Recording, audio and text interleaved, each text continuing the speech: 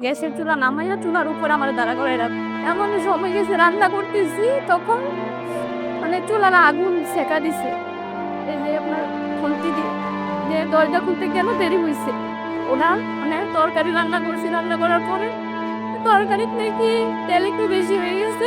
ওই নিয়ে গরম তরকারি উনি বাদে এসে আমার এদিকে ডাইকা দিছে, নেকুটা পড়তেছে।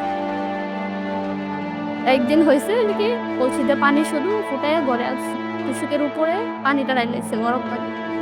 গরম পানি ঢাইলাই গরম পানির উপরে আমারে দিছে যে ওইখানে শুইতে হবে। আমি শুনে দিতে হবে না, আমাকে ইচ্ছা মতো নেই মানে যতটুকু পারছে সে পরে সারা রাত ওইখানে আমাকে ওইখানে শুয়ে রাখছে, দাঁড়িয়ে বসে রাখছে। যদি এখান থেকে উঠি আমি ওয়াশরুম করে আর যাই করে এইখানেই করবো।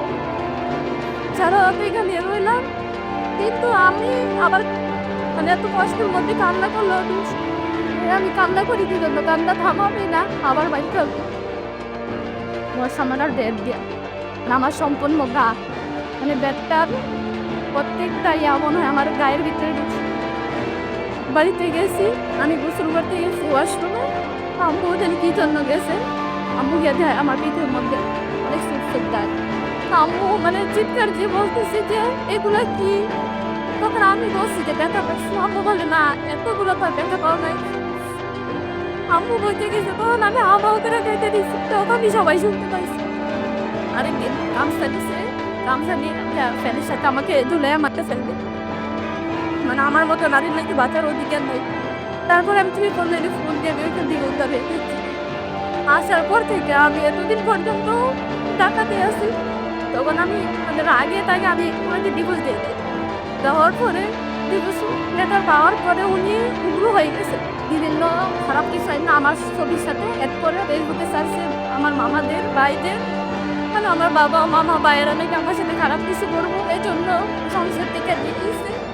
মানে নিকৃষ্ট ভাষা ফেসবুকে লেখালেখি করে যে আমি টাকাও জন্য এসব করছি, টাকা আসলে আমি ব্যবসা করে এই করি, সময় গেলে একটু টাকা আসে আর অনেক কিছু তা মানে ডলার বাহিরে।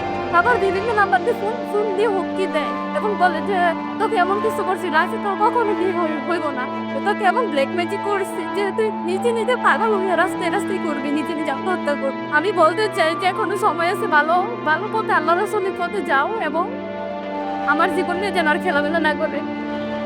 আমি ডিভোর্স দিয়ে দিছি, অলরেডি 2 মাস হয়ে গেছে, 3 মাস হয়নি এখনো।